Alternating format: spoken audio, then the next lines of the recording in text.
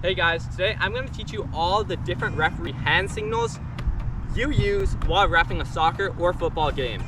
Let's go. So first of all, I'm going to start with kickoff. Kickoff is pretty simple. It really depends which way the team is attacking. So if the team that's kicking the ball is going to be attacking, trying to score on that net, you blow the whistle and signal this way. If the team's going to score on that net, blow the whistle and signal towards that net. Here's a demo.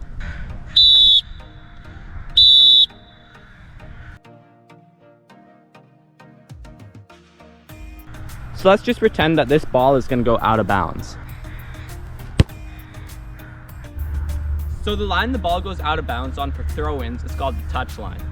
So when you're going to signal, you want to run up towards the touch line but come to a complete stop before you signal.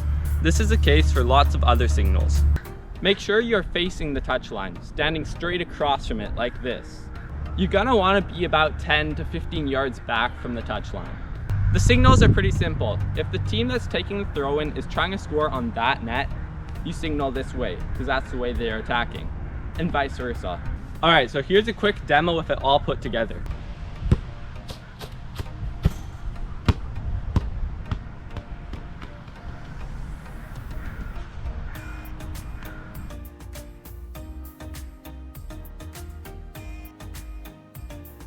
A foul throw-in occurs when the person taking the throw-in does not have both feet on the ground, does not have the ball fully over their head, or jumps while taking the throw-in.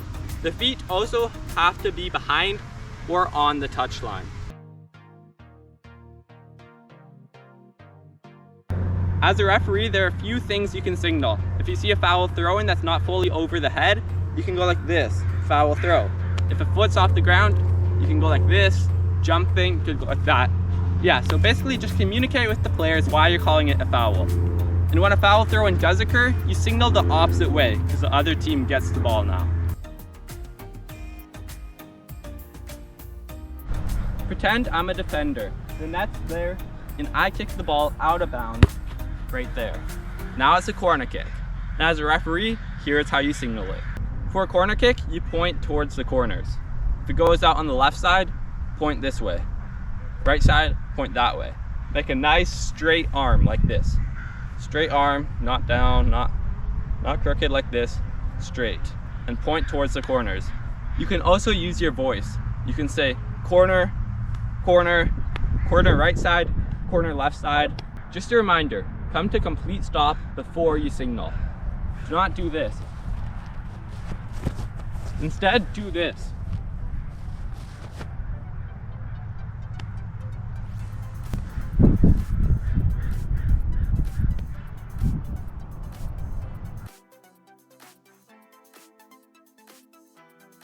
So when the attacker misses the net like that, that's a goal kick. So this is how you signal it.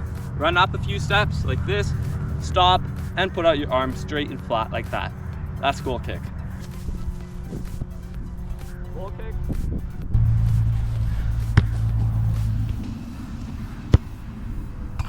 So now let's get into what you do when a team scores a goal.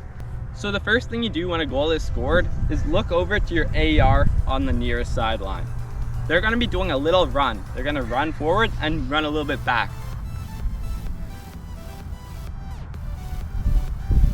This is a clarification that the goal was allowed. After you see this run, you can turn and signal towards the halfway line.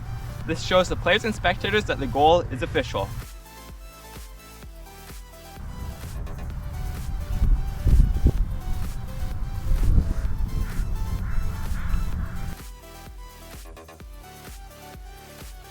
When there's a foul inside the penalty box, this is a penalty kick. So here's how you signal for a penalty kick.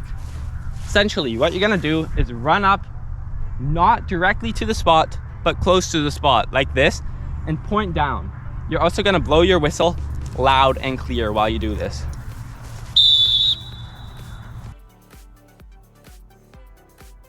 So let's pretend there's a foul. This foul is gonna be a direct foul. Here's how you signal for a direct foul. Blow the whistle and point in the direction the tack is going to go.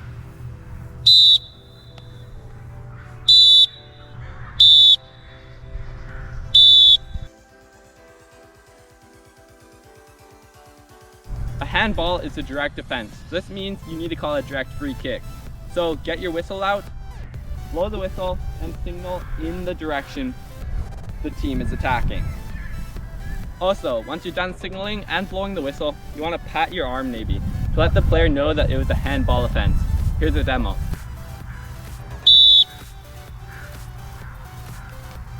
Alright, so now I'm going to show you how you give a player a yellow or red card and how you do it appropriately.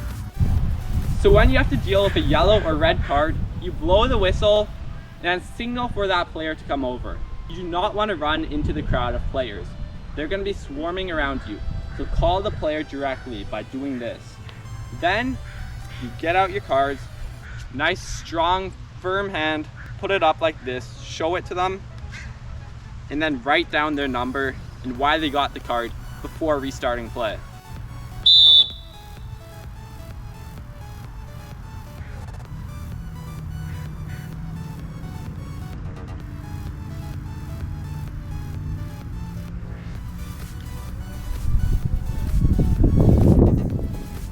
Make sure you finish writing down the reason for the card and the player and their number before you start the game again. If players start the game before you're done writing this information, you need to stop the game by going like this. You can also hold up a stop sign as you do this. Make sure the ball gets put back in the right place before you start the game again. So now it's time to teach you guys about advantage.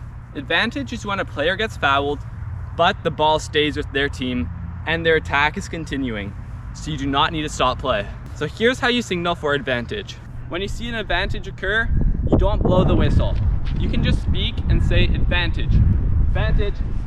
You put out one arm and hold it for about 2 to 3 seconds.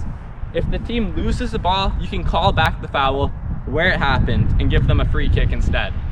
So here's a quick demo. Advantage. However, if the team does lose the ball really quickly after their advantage is called, you can call it back for a foul. Go like this. Advantage. You call it back and let them have the free kick where the foul happened.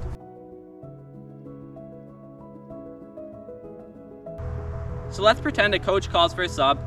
You notice the ball is out of play and it seems like a good time for a sub. Sub ref, first you want to make sure it's appropriate timing for a sub. Make sure the ball is out of play, then make eye contact with the coach and you can signal the sub. If you're really far away, you can also blow the whistle to confirm a sub by going like this. There are a few different ways you can do this. Coaches will usually understand. I sometimes do this. And that's how you can confirm a substitution.